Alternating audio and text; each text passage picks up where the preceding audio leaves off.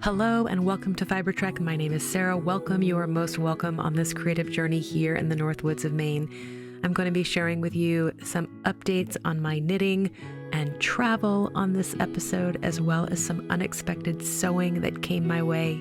If you are a patron of this podcast or have donated through Ko-fi, a deep, heartfelt thank you. I so appreciate the financial support that helps with production and administration. If you have liked or subscribed or have left a comment, thank you so much for participating in this creative venture. I'm so glad that you're all here. Let's catch up.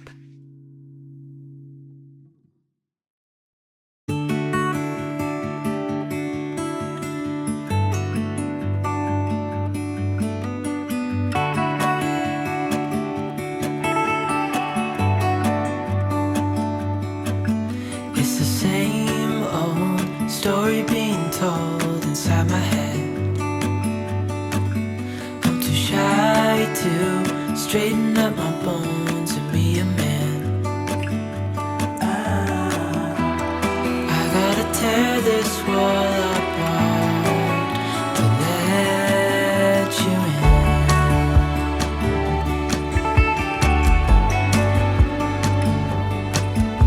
My friends say the time's running out, so take the chance. Make a move, 'cause this door won't stay open till the end. Won't you tear my world apart? 'Cause I know I need a start to let you in. When it's over, I will see what I've done.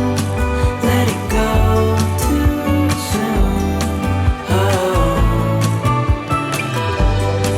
I'd be stronger if you just step right in. 'Cause I need a start to let you in.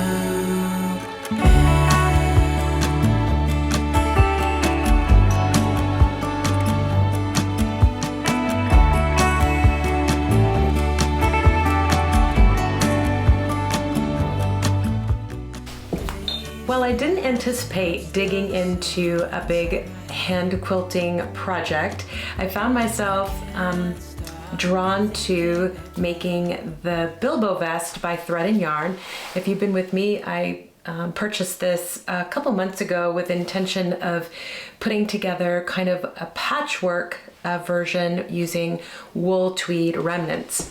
And I wanted to make a muslin of that. So how this was parlayed into a full-blown hand quilting project, I'm not sure. It's similar to what happened when I made my first housewife or marshma. I was just trying to make a prototype, but I ended up doing all of this embroidery and applique and handwork, and it ended up being, well, the first one and kind of my most used, and then I made a couple more. But anyway, so here we are. This was gonna be just, does it fit? What's the process? What do I like? I repurposed some linen. I had attempted to make the artist smock by So Liberated, and it was another utter failure. And I was so bummed out. I never finished it. I never talked about it. I put it away. And I wanted to use that linen up because it felt like it, well, it had been cut up, obviously. There were seams in it, etc. So I wanted to work on a smaller project, and I wanted to use that. So I picked some blue light, medium weight linen, and then I had been holding on to this fabric. It's kind of a homespun feel to it, which is the kind of block print looking indigo and kind of flax. I've had that for a while. So I put those two together, and then I am using a cotton quilting batting in between. I had thought about using a flannel sheet just to decrease the amount of bulk, but I wanted to kind of play around with the quilting and the texture, etc. When I do my piece with the wool, I might just back that with a woven interfacing, and maybe do like a heavier weight lining. Could this work for wax canvas? I'm wondering about that, because that would be a really awesome outerwear piece. And anyway, so wouldn't be able to be quilted, but there'd probably be enough structure with the wax canvas that you wouldn't necessarily need to do that. You could just line it and bind it. So, as I was saying, this was going to be just a prototype, and I have somehow worked my way into full hand quilting using this kind of all over leaf motif. Part of the reason I chose to do that was because I wanted to be able to wear this reversible. There are notes in the pattern which highlight how to do that. There is a button closure version, and there is a wrap tie version, and I am doing the button closures. And again, I wanted it to be reversible. So I felt like doing lines or a grid pattern would maybe be slightly in conflict with the more random florally pattern on the reverse. So I decided to do the small leaf motif. I also feel like it is a bit of a throwback to The Hobbit and some of the costuming that was put forth in the movies, as well as just the overall feel of the country folk lifestyle. This kind of heavily quilted viney vest feels apropos of the whole project. So there I am, hand quilting. It has a real Alabama Shannon feel to it as well, if you're familiar with her work and the work I've done in the past with her. I contemplated using one of her stencils that I have. But I wanted a way to mark it onto the fabric that was pretty easy. And the stencils that I used for this particular piece are, they have like a screen where the stencil is so that you can use a pounce pad, which is what you saw me doing. So I can just chalk it down. It does remove pretty easily, but I'm able to kind of fudge the design using a chalk pencil if I need to kind of pull it forward so my eyes can see it, which is forever a problem these days. But yeah, so there we go. Prototype turns into a long-term project. I made the cropped version. There's a cropped version, and then there's kind of an average length, hip length version, just sits above the hip. She talks a little bit about how to amend length, etc. in the pattern.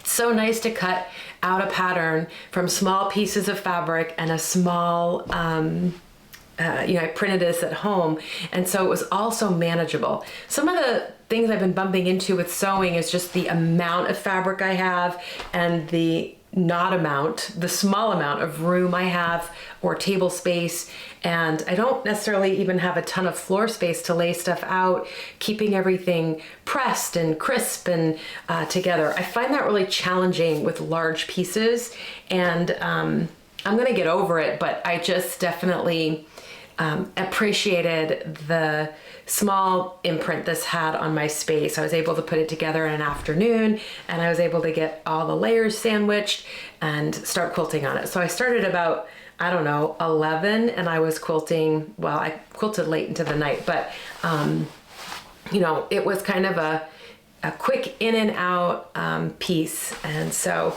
I'm looking forward to making another one, as I kind of mentioned, with maybe not so much quilting, maybe an outerwear wax canvas piece, and then maybe being able to use this and create a couple different shapes. I purchased a vest from a Swedish clothing company, Gudrun, and I can never pronounce the last name, and I can never remember it. And it's a really sweet little kind of folk vest. And I really like the shape. It's kind of rounded at the bottom, and it's just really folk-y.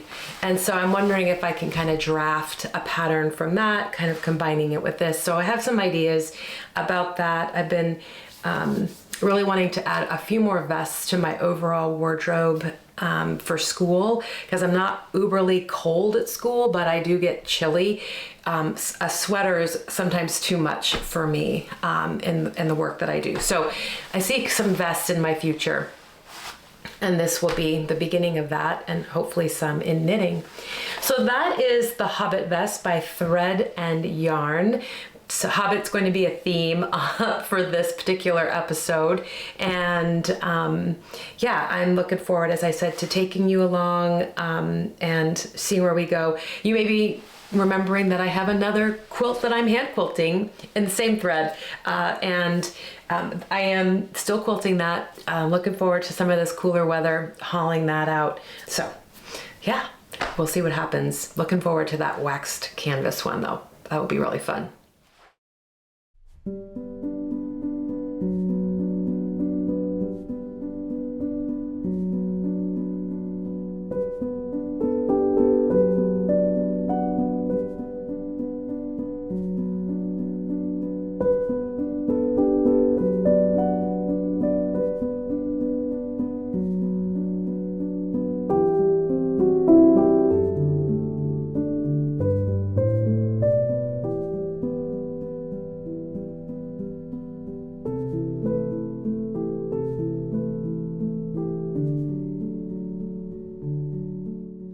Welcome to the knitting and spinning portion of the episode. I'm so glad that you're all here with me. I just want to reiterate my deep gratitude for those that contribute financially through Patreon or through donations on Ko-fi. It is a boon to the production of this project, and as I said, I am deeply appreciative. So thank you so much. If you are able to subscribe, leave a comment, like, that helps pull traction around this project, and it is also deeply felt. So thank you so much. And comments are most welcome. I read every one. I enjoy the insight. It is wonderful to have the comments out there to receive positive feedback and know that you are finding value here as well. So thank you. Thank you so much. I am all Twitter pated about my upcoming travels. I am headed to Vermont Sheep and Wool this weekend, which is October 5th and 6th. But before I do that, I am going to stay with my good friend Corinne, and I'm going to go to the Woolly Thistle. I will be there on Saturday from 12 to 2, and I have gone through and put together a list. As much as I thoroughly enjoy the treasure that is my current stash, and I have been knitting from it, and I love to shop from it, I am looking forward to having that project planning and gathering element to some projects I have in mind, some yarns I'd like to work with.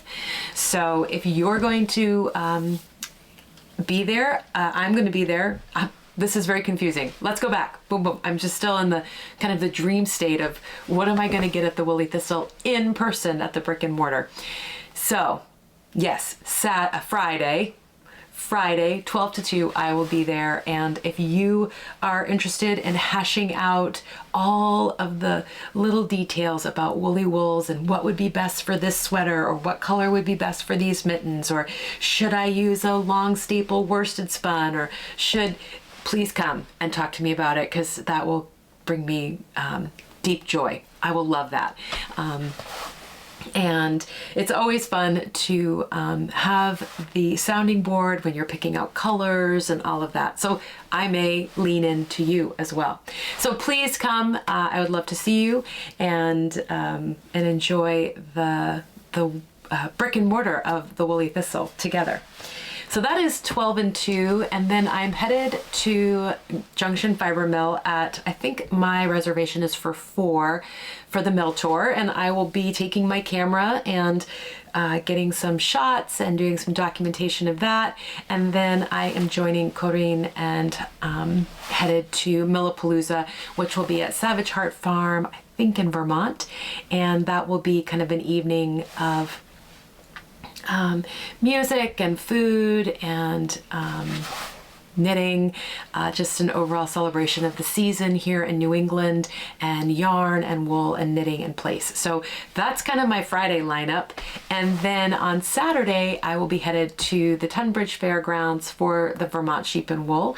And I will definitely be seeing my friend Patricia at Tidal Yarns and wandering around. And I can't wait to be back in Vermont again. I went and graduated from the University of Vermont.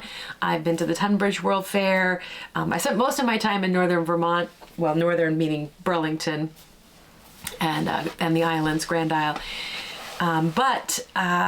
Yeah, it will just be wonderful to be back there. And I love these small New England festivals, Vermont, New Hampshire, and Maine. They have a lot to offer. They have minimal crowds, excellent parking. I find them accessible to get in and out in a reasonable amount of time.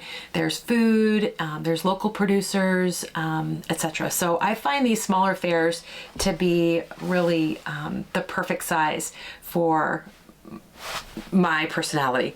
But anyway, that'll be Saturday, and then I'm headed back on Sunday to meet up with a good friend and also hopefully spend a little extra time with Patricia over at Tidal Yarns. But I will be there Sunday starting at 10, and then I will be headed back home to start editing probably. So I'm really looking forward to this little fall trip. I did not make it to the Maine Fiber Frolic this year. And I didn't make it to New Hampshire Sheep and Wool, and so it feels good to make sure I hit one of the trifecta New England shows this year. I don't know where I was going with that thought. So anyway, it's going to be an extravaganza, and I'm looking forward to it. My plans for the Woolly Thistle, I just thought I would kind of give you a little idea about what I'm thinking about. I have had some Gotland lace in my stash from the first Edinburgh Yarn Festival I went to. This was from Little Gray Sheep, and it's a beautiful kind of tonal blue color. And I was thinking it would be great to hold that together with some Plotolopi in a complementary color, and maybe knit the Siri cardigan, which is a cable, all over cable work cardigan, or I was thinking of knitting the Metropolitan pullover. So both of those, I would like to use Plotolopi to do that, and again match it with the Gotland lace. So I'm looking for some Plotolopi in a complementary color. I am looking for some either Rauma phenol garn or possibly the new Icelandic Lopi Sport, the Fia Lopi. I don't know if I said that correctly. And Rauma, Fia Lopi, or potentially Marie Wallen, and that is to knit the Agnes Kofta by Viola Designs. She is a knitwear designer out of Norway, and a dear friend recently gifted me the ebook of sweaters and accessories that's available from her website. And I believe the Agnes Kofta, she has a dark and a light version. But throughout the book, there are multiple other yoke sweaters, which are very attractive and really evocative and compelling, and I want to knit them. But the Agnes Corinne of the Woolly Thistle is knitting that at the moment, and I fell super in love with it. So I may go with the Rauma Phenol, or I might pony up some funds and work with the Marie Wallen in the fingering. And maybe see if I can adjust my gauge a little bit. I haven't worked with her yarns before, but I love the moody earthiness of it, and I would love to see if I can make that work for this sweater, because I think it would be pretty stunning. So those are my three kind of choices for the Agnes Kofta. And then I have been eyeing the Fjallgenser, which is by Rauma. It's a pattern, I think that's available as a kit from the Woolly Thistle, and it's in Rauma phenol garn.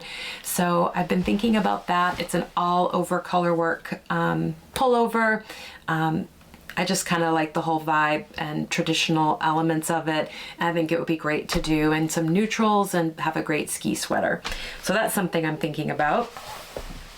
And then the last thing I'm thinking about is the Barley Field vest. This was put out as a free pattern by Hobie, and I'm thinking of doing that as well, and maybe a Plotolopi and some of the leftover Gotland lace. I have a lot of the Gotland lace. And so anyway, I have that in mind too. I'd like to knit, as I was mentioning earlier, I'd like to have some vests put together. And so this was one that kind of caught my eye. So I think the pattern is designed for a worsted and a lace together to kind of create a bulky weight. So we'll see what I come up with for that. So that's kind of my picture of the woolly thistle and what I've been thinking about. And then there'll be the Vermont sheep and wool as well to maybe pick from here. So those are some things that have been hanging around in my head. Now I feel pretty at liberty to kind of maybe bump up the sweater knitting purchases, because I did finish the There and Back Again sweater in my piece fleece, this old vintage piece fleece. Many of you have mentioned that old label they had and etc. And it's just been very nostalgic. So the There and Back Again. Now, if you're a patron, you would have heard me and seen me talk a little bit about this sweater. So all was going according to plan. I was knitting it as a cardigan. I had finished the body. I did the hem in a seed stitch. I did the button bands and the collar in a seed stitch. I put it on, I blocked it, and it was a no-go for me. It just didn't fit my body the way I wanted it to fit. And it felt awkward, and the buttons were pulling, and I just wasn't having it. So yeah, I ripped out all the button bands and the collar, and I was trying to come up with what I could do. And in talking with my friend Nicole, and yes, Nicole of the Gentle Knitter podcast, some of you have asked, who is always a wealth of ideas for fixing things. You could do this, you could do that. She's creative problem solver when it comes to knitwear and many other things, but for me in this moment, the knitwear. And so we tossed around a number of ideas, and ultimately I just realized that sometimes certain fabrics are just a pullover for me. So this piece fleece fabric, I needed it to be a pullover, and so that's what I did. I just seamed up the middle. So I seamed those two stretch stitches, for lack of a better word, and I left the hem as it is, and then I left the neckline as it is, and I absolutely love it. So all's well that ends well. This was for me the There and Back Again and Again and Again cardigan, and I think it will serve its purpose. I've been wearing it a lot. Piece fleece does have a really good fabric resistance. It has a mohair added to it, and so I find that it doesn't pill, and it stands up to lots of different weather elements. So I'm looking forward to having that as kind of an outdoor gear piece. So piece fleece, There and Back Again by Tanya Barley. I knit this on a US 8. This was originally knit in a DK weight yarn, and I was knitting with an Aran. So I did knit, I think I knit the 3rd size. I can't remember. And I did work on my gauge and made adjustments accordingly. And I seamed it up the middle. I'm not always a huge seamer. Now I don't mind so much doing kind of vertical to vertical, but when you start getting into setting in sleeves, etc., that's when things get really bumpy and unfortunate and unfun for me. So it wasn't too hard to put those two together and end at the correct spot, etc. So the seaming skills came in handy for that, and I'm really happy with the overall finish. From there, I decided to cast on the Twisted Rib cardigan, which is a pattern from Tidal Yarns, and I got this when I got the sweater's worth of worsted from Patricia, and it's very exciting. I cast that on because I'm going to be at Rhinebeck this year, and I'm going to be helping Patricia in her booth. So Patricia found herself in a place where she just needed a little extra support, and so I was happened to be interacting with her at that moment, and it all worked out. So I am headed to Rhinebeck on Friday, and I will be helping Patricia set up, and I will be helping her vend on Saturday. So if you'd like to see me, I'll be in her booth Saturday and some of Sunday. You can come find me there. I will not be going to the podcaster meetup or any events like that. But Patricia, Title Yarns, Rhinebeck, I'm very excited. It kind of came out of the blue, and I'm so appreciative of my mom who was willing to take the dog. And so October is going to be a very busy month. But all that to say, I cast on some Title Yarns, the Twisted Rib cardigan in her worsted weight. And this is a raglan cardigan, and it's knit top down. And so I'm just working on the raglan portion of the sleeves, and it's in her beautiful blue, and I have a contrast color that goes along the hemline where you begin the twisted rib for the hem. And I haven't decided if I'm going to use like this really kind of beautiful cinnamony coppery orange, or if I'm going to go with like a different shade of blue, or if I'm going to do, I have a kind of really light greeny kind of beigey green color, if that can exist. So I have some choices to make when I get there. So that is on the go. I am continuing to work on the aloft shawl, and I'm just about to finish the second repeat. And I have put a number of squares onto my crochet blanket, and I am joining these with the continuous join from Wool Thread Paint tutorial. It's been really helpful. I really had to familiarize myself again with like, how do I crochet? So that was a bit of a little learning curve, but I'm back to it, and that felt good. These are all scraps that I've had, and again, I just love revisiting, whether it's my stash and kind of having that memory lane feel, or using my scraps. And this crochet blanket is also very kind of evocative of old times. So those are some things that I've been working on as well. The other thing is I did manage to finish plying another skein of the Romney wool from Bybrook Farm. So that's finished and ready to join its other two friends. And I continue to spin on that in the evenings. So there's been lots of happening, lots of work getting done on projects and wrapping up. So it feels kind of fun to be in a dream world, dreaming state. So I think I covered everything I wanted to talk about. My travels, the Woolly Thistle, 12 to 2 on Friday, Millapalooza Friday night, Cheap and Wool 5 and 6 October, and then Rhinebeck. I hope to see you there, and all of the things. So yeah. Thanks again for joining me. I'm, again, always so grateful to have your company, and I am so grateful that you too find value, and I hope that there is a lot of inspiration for your own creative world and where you'd like to go. I look forward to seeing you next time. Many fond wishes and blessings. Take care. Bye.